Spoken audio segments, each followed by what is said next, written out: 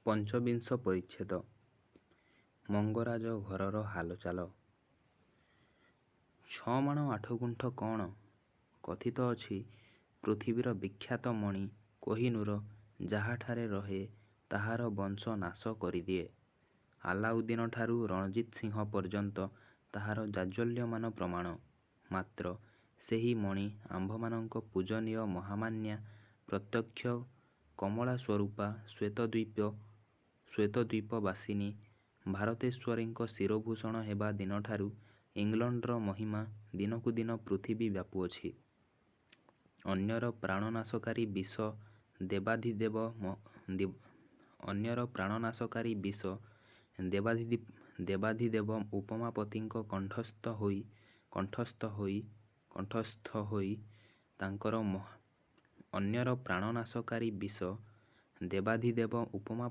କଣ୍ଠସ୍ଥ ହୋଇ ତାଙ୍କର ମହାଦେବତ୍ୱ ପ୍ରକାଶ କରୁଅଛି। ସାରକଥା, ଉପଯୁକ୍ତ ଦ୍ରବ୍ୟ ଉପଯୁକ୍ତ ସ୍ଥାନରେ ନ୍ୟସ୍ତ ହେଲେ ଜଞ୍ଜାଳର କାରଣ ହୁଏ ନାହିଁ। ତେଡ଼େ ବଡ଼ କଥା ଛାଡ଼ିଦିଅ। ନିହାତି ସାନରୁ ସାନ ଆମ୍ଭମାନଙ୍କ ଛମାଣ ଆଠଗୁଣ୍ଠ କଥା ଦେଖ। ଲୋକମାନେ କହନ୍ତି, ଗୋବିନ୍ଦପୁର ଗାଁ ତଳଛକ ଛମାଣ ଆଠଗୁଣ୍ଠ ଜମି ପରି କଳିନ୍ଦି ଆଉ ନାହିଁ। ମାତ୍ର ଜମିଟା ଘରବୁଡ଼ା। ବାଘସିଂହ ବଂଶଟା ଲଣ୍ଡଭଣ୍ଡ ହୋଇଗଲା। ସାରିଆ ତ ଧନପ୍ରାଣରେ ଗଲା। ମଙ୍ଗରାଜ ବଂଶ କଥା ତ ଦାଣ୍ଡରେ ପଡ଼ିଛି। ଜମିଟା ନେବାର 6 ମାସ 6 ପକ୍ଷ ଯାଇନାହିଁ। ଦଶାଟା ଦେଖ।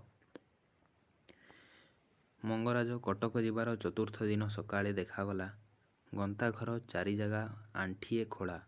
ସେହିଦିନ ସକାଳୁ ଗୋବିନ୍ଦା ଆଉ ଚମ୍ପା ଉଆସ ମଧ୍ୟରେ ଦିଶୁ ନାହାନ୍ତି। ସେ ଦୁଇଜଣ આગଲି ପଛିଲି ହୋଇ କଟକ ଦାଣ୍ଡ ପଦ୍ମପୁର ଗହୀରରେ ଯାଉଥିବାର ଲୋକେ ଦେଖି ଆସି ଗ୍ରାମରେ କହିଲେ। ପୁଅମାନେ ବାପ ଭୟରେ ଶଙ୍କି ରହିଥିଲେ। ଏତେବେଳେ ପୋବାର ପଡ଼ିଯାଇଅଛି। ବଡ଼ପୁଅଙ୍କର ଆଗରୁ କିଛି ବାତୁଳ ଛିଟା ଥିଲା। ବର୍ତ୍ତମାନ ଦିନ ରାତି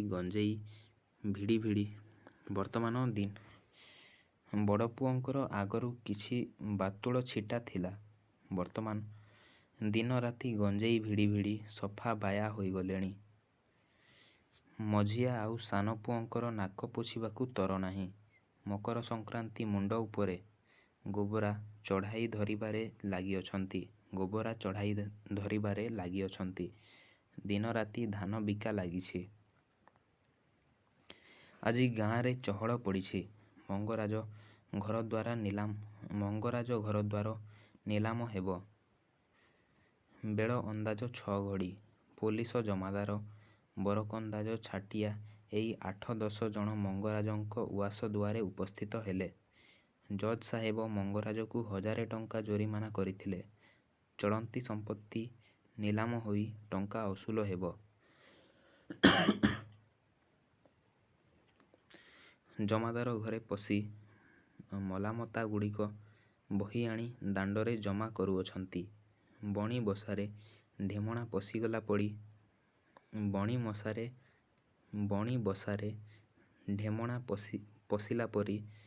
ଭୁଆସୁଣୀଗୁଡ଼ାକ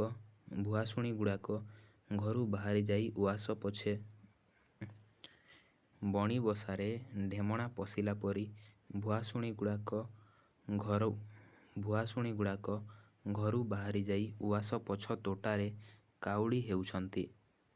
ପୁଅ କେହି ଘରେ ନାହାନ୍ତି। ଛାମୁକରଣ କ'ଣ କହିବାକୁ ଯାଉଥିଲା, ଜମାଦାର ଆଖି ଦେଖାଇ ଦେବାରୁ ତୁନି ହୋଇ ଗାଲରେ ହାତ ଦେଇ ପିଣ୍ଡାରେ ବସି ପଡ଼ିଅଛି।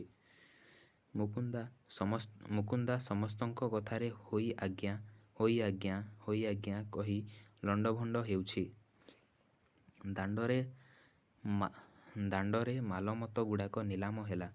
ନିଲାମ ତ ନିଲାମ, ଦି'ପାଣିଆ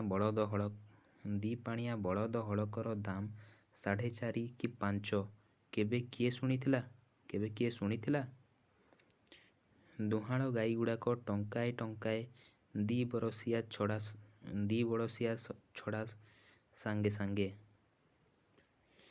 ପ୍ରଥମେ ପ୍ରଥମେ ନିଜ ଗାଁ ଲୋକ ନିଲାମ ଡାକୁ ନଥିଲେ।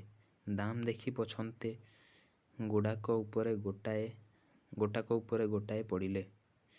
ଜମାଦାର ତ ନିଲାମ କରି ଟଙ୍କା ଘେନିଗଲା। ବାକି ଯେ ଗାଈ ବଳଦ ଗୁଡ଼ାକ ଥିଲେ ଏ ବିଲ ସେ ବିଲ, ଏ ଦାଣ୍ଡ ସେ ଦାଣ୍ଡ ଲଣ୍ଡଭଣ୍ଡ ହେଉଛନ୍ତି। ଆୟତିବାକୁ କେହି ନାହିଁ। ବଙ୍ଗଳା ଗୁହାଳ ଗୋଠରେ କେତେ ଗଲେଣି। କେତେ ବଣା ହୋଇ ଆଉ ଗ୍ରାମରେ ଉଠୁଅଛନ୍ତି। ହଳିଆମାନେ 2 ବରଷ ବରତନ ପାଇ ନଥିଲେ। ଶୁଣାଯାଏ ତୋଟା, ନଡ଼ିଆ ବଗିଚା, ଗୋରୁ ଗାଈରୁ ସେମାନେ ଅସୁଲ କରି ନେଉଛନ୍ତି। ତୁଳ ଅଧାଅଧି ହେଲାଣି। ଆଶୁଧାନ ଶୁକ୍ରବାର ହୋଇନାହିଁ। ପାଣ ହଳିଆଗୁଡ଼ାକ ପଳାଇ ଗଲେଣି। ଖାଲି ପଳାଇବା ନୁହେଁ, ଗୋରୁ ଲାଙ୍ଗୁଡ଼ ଧରି ପାର। ଗାଁର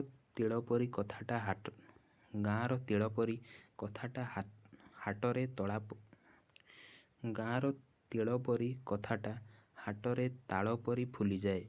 ସେ କଥାଟା ଏକା ସତ। ଗାଁର ତିଳପରି କଥାଟା ହାଟରେ ତାଳ ପରି ଫୁଲିଯାଏ। ସେ କଥାଟା ଏକା ସତ। ଚାରିଆଡ଼େ କଥା ବାଜିଛି। ଜଜ୍ ସାହେବ ମଙ୍ଗରାଜେଙ୍କ ହାତରୁ ତାଙ୍କର ତାଲୁକ ଛଡ଼ାଇ ନେଇ ଜଣେ ଓକିଲକୁ ଦେଲେ। ସେ ଓକିଲ ଆସନ୍ତା ମକର ସଂକ୍ରାନ୍ତି ଦିନ 200 ପାଇକ ଘେନି 5ଟା ଘୋଡ଼ା 2ଟା ସବାରିରେ ଚଢ଼ି ଗାଁ ଦଖଲ କରିବାକୁ ଆସିବ।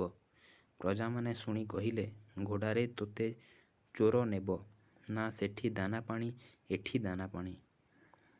ପ୍ରଜାମାନେ ଶୁଣି କହିଲେ ଯେ, ଘୋଡ଼ାରେ ତୋତେ ଚୋର ନେବ ନା ସେଠି ଦାନାପାଣି ଏଠି ଦାନାପାଣି।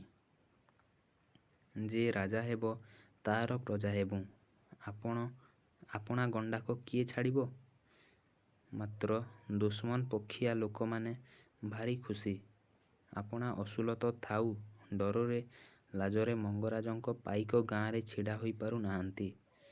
ବେଗଡ଼ା ଲୋକେ ପାଇକମାନଙ୍କୁ ଦେଖିଲେ ଗଛପତ୍ରକୁ ଲଗାଇ